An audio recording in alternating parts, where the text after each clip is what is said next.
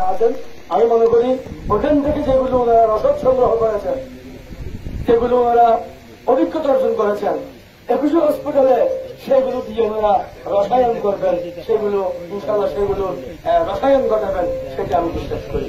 এই জন্য এই একুশে হসপিটাল বাসকালী প্রাণকেন্দ্রে উত্তর থেকে দক্ষিণ মধ্যখানে এটি টোটাল মিলে রোগীদের সেবা এবং রোগীদের সন্তুষ্টি অর্জনে অগ্রণী ভূমিকা পালন করবে বলে আমি বিশ্বাস করি। পাশাপাশি বলব, আমাদের আরো যে হসপিটালগুলো রয়েছে, আমরা প্যারালাল আমাদের সংকট, আমাদের সমস্যা, আমাদের বিভিন্ন অভাব যেগুলো আছে, আমরা প্যারালাল সমন্বয় করে আমরা একটা বিন্দুতে মিলিত হওয়ার চেষ্টা করব। যদিও একটা গুণাগুণি, একটা সাম্বল, একটা জলদি আর একটা মিলে নেই, কিন্তু আমরা এটা এক বিন্দুতে মিলিত হব। সেবার প্রত্যয়ে বাসকালীর মানুষের জন্য কিছু উপহার দেওয়ার প্রত্যয়ে যদি আমরা উপহার করেন ইনশাআল্লাহ। প্রিয় ভাইরা, আমি কথা বাড়াতে চাই না। ওনারা আমাকে দাওয়াত দিয়েছেন, আসতে বলেছেন এবং বলছেন প্রধান উপদেষ্টা। আসলে আমাদের ইউনূস ভাই, আমরা একসাথে আমরা কি করেছি, পড়ালেখা করেছি একসাথে, দীর্ঘ সময় আমাদের পথ চলা, আমাদের অনেক দিক থেকে আমাদের চিন্তার ঐক্য, আমাদের কাজের ঐক্য, আমাদের যে কোনো বিষয়ে সমন্বয়ের ঐক্য আমাদের আছে। এই হসপিটালগুলো পরিচালনার ক্ষেত্রে আমরা যাতে সেই ঐক্যকে আরো বেশি দৃঢ়, আরো বেশি মজবুত এবং সুসংহত করতে পারি, সেজন্য আমাদের দোয়া চাই এবং ওনাদেরও সহযোগিতা চাই। পরিশেষে সবাইকে আন্তরিক ধন্যবাদ। একুশে হসপিটালের আবারও উত্তরোত্তর সাফল্য এবং উন্নতি কামনা করে আমার বক্তব্য এখানে শেষ করছি।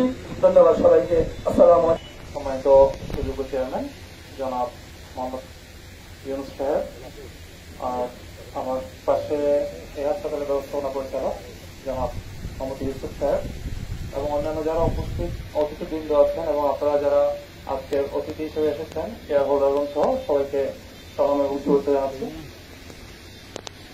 একটি হাসপাতাল 24 ঘন্টার প্রতিষ্ঠান। যে প্রতিষ্ঠানে 24 ঘন্টার সেবা দেওয়া হয়, চিকিৎসার সাথে সেবা ওয়ার্ডটা চলে আসে। যদিও এটা একটা পেশা, যে কোনো সেবা বলতে আমরা বুঝি কি, যে আমি যাব, আমি যেভাবে যাই, যে অবস্থায় যাই, আমি আমার প্রয়োজনটুকু পেয়ে চলে আসবো। চিকিৎসা ব্যবস্থাটা বর্তমানে প্রাইভেট চিকিৎসা ব্যবস্থা এমন একটা পর্যায়ে চলে গিয়েছে, যেটা মেনটেন করার জন্য আমি তো বিরতি নিন আধার কাছে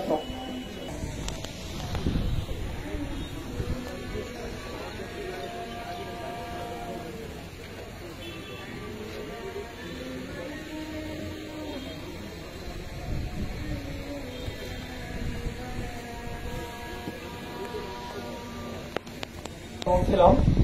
প্রাইভেট পর্যায়ে চিকিৎসা সেবা নেওয়ার জন্য আমাদের একটা স্ট্রাকচার দাঁড় করাতে হয়, একটা বিল্ডিং, একটা রুম, বিভিন্ন কর্মচারী, বিভিন্ন মেশিনারি। তো এটা আয়োজন করতে কিছু খরচ হয়। বাসকালী একুশে হাসপাতালও একই অবস্থা, যে অনেক টাকা খরচ করে এই হাসপাতালে প্রতিষ্ঠিত হয়েছে। কিন্তু আমাদের সবার আশা থাকবে, বা আমরাও চেষ্টা করবো যারা পরিচালনা পরিষদে আছি, ন্যূনতম খরচ যেটুকু না নিলেই হাসপাতাল পরিচালনা করা সম্ভব হবে না। ততটুকু নিয়ে আমরা আপনাদেরকে সেবাটা দেওয়ার চেষ্টা করব, এটা হচ্ছে প্রথম কথা। কিন্তু তারপরেও যদি দেখা যায় যে এমন কোন গরিব রোগী, আপনাদের পরিচিত আত্মীয় স্বজন যারা ওই ন্যূনতম অংশটুকু দিতে পারছে না, আপনারা অনুগ্রহপূর্বক আমাদের ব্যবস্থাপনা পরিচালক মহোদয় বরাবর একটা ফোন করবেন বা জানাবেন, এই রোগীর ক্ষেত্রে আরেকটু বিশেষ ছাড়ের ব্যবস্থা করা যায় কিনা, সেই সুযোগটুকু আমরা রাখবো ইনশাল্লাহ। চিকিৎসা সেবা নিয়ে যেটা বলবো, আমাদের হাসপাতালে ইনশাল্লাহ আমরা মেডিসিন, সার্জারি, গাইনি, শিশু সব ধরনের চিকিৎসা দেওয়ার মতো ডাক্তার সাহেবরা চেম্বার করবেন এবং নিয়মিত আরএমও, রেসিডেন্সিয়াল মেডিকেল অফিসার যারা বলি, 24 ঘন্টায় যাদেরকে পাবেন সেই রকম যোগ্যতা সম্পন্ন ডাক্তার আমাদের এখানে নিয়োগ দেওয়া হয়েছে।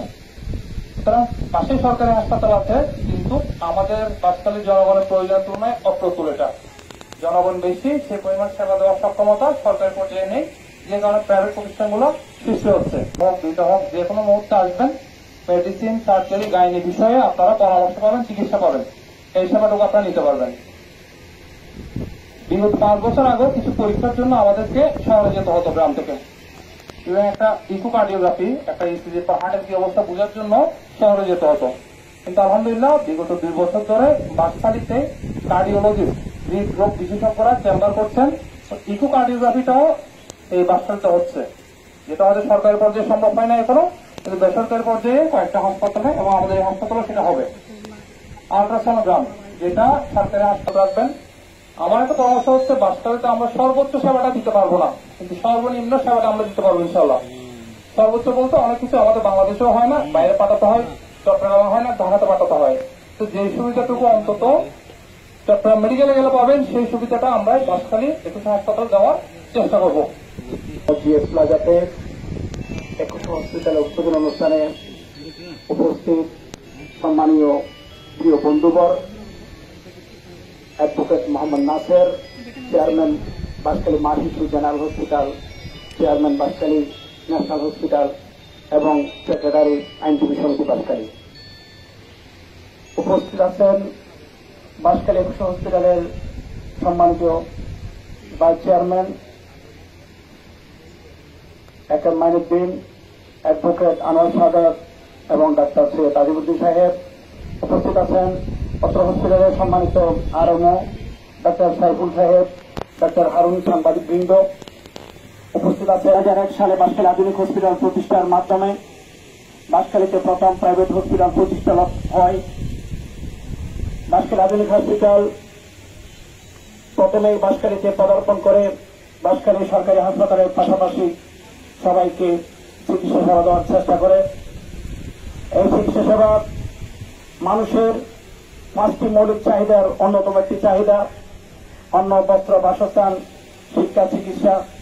এই চিকিৎসা সেবা মানুষের জনসাধারণের তুলনায় প্রত্যেক এলাকায় এলাকায় পৌঁছিয়ে দিতে বাঁশখালীর একজন তরুণ সমাজসেবক এবং শিক্ষাবিদ একত্রিত হয়ে এই পর্যন্ত বাঁশখালীতে প্রায় 12টি চিকিৎসা কেন্দ্র প্রতিষ্ঠিত হয়েছে।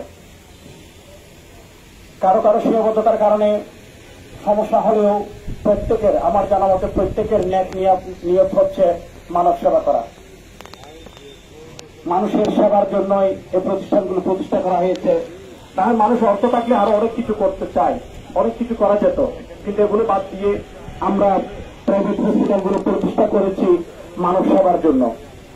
এই মানব সেবার